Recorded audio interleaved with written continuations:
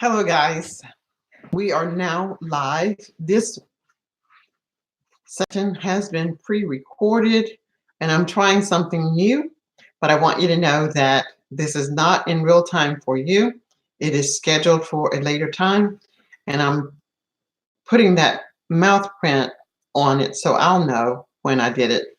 Today is, today is Tuesday, January 22nd, 2020. Where has the month of January gone? Well, it's interesting enough to know that whether we are ready or not, the month, the minute, the week, the year will not wait. In a previous lesson, we talked about luck, and I wanted to continue talking about luck just for a while. And again, this is just a demo video for me because I'm still learning how to interact with social media, my YouTube channel, Facebook page, Instagram, Twitter, TikTok, and Pinterest. So as I talk about luck, please know that there really is nothing, in my opinion, called luck, but there is preparedness. When you prepare for something, no matter how long it takes, when you truly prepare for something, luck appears to be right there at your feet. So what exactly is luck? Luck could be determined as good fortune smiling on you, something that in your wildest dream you couldn't believe that it was going to happen. But I would venture this. If you plan for something and you really believe that you can accomplish that something, it will happen. And for those that are looking on, they will consider it luck. Luck just doesn't happen.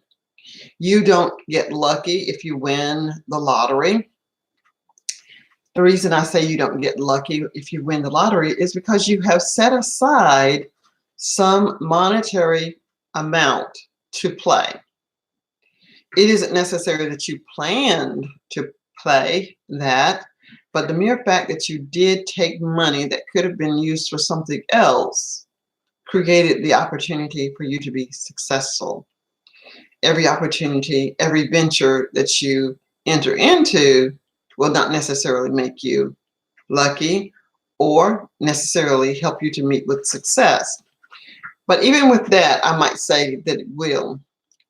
Let's explore this thought for a moment. Every week you play the lottery and you spend maybe $5 a week. And for the first 52 weeks in 1 year, you did not win anything. There might be a lesson there for you to learn. It might very well be that if you had saved that $5 for 52 weeks, you would have a bonus of 5 times 2 is 10, 5 times 5 is 25. You would have $260 that you could probably do something really nice for yourself in lieu of hoping to win the lottery. Now, to offset that, there are some individuals that enjoy, I don't know, going to the movies, let's just say, going to the movies. Most people do not go to the movies every week. And I think a movie typically costs somewhere between $12 and $15. So if we look at the $250 that we might spend on the lottery and we chose to go to the movies, we could go to the movies. Let's just start on the low end. Let's say tickets cost $10. $10 into 250, you could go to the movies 10 times. No, 10, 20. You could go to the movies 25 times. And if there are 52 weeks in the month, that means you could go to the movies every other week.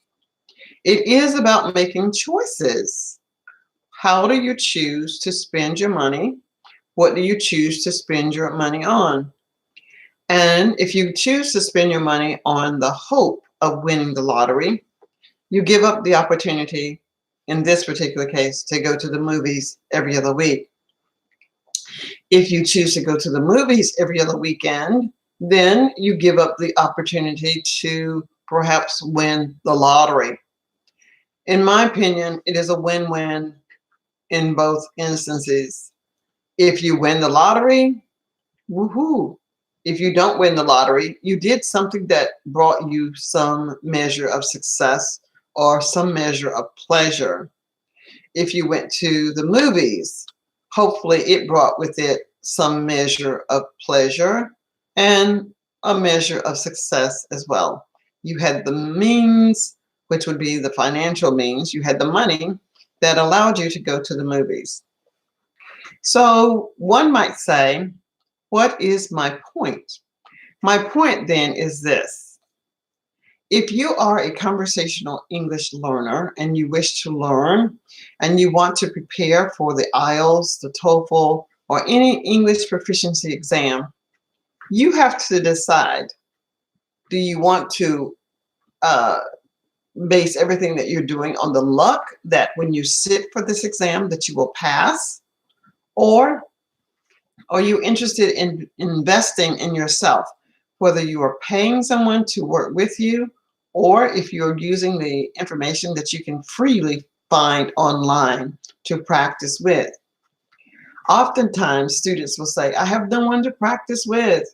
There's no one in my country that can speak English, and I want to sound like a native English speaker.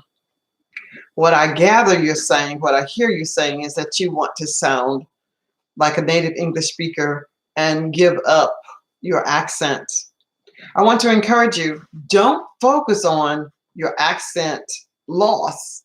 Focus on listening to an iPod or the news, a television program, and of course I have a plethora of videos that you can watch and listen to the way that I pronounce words.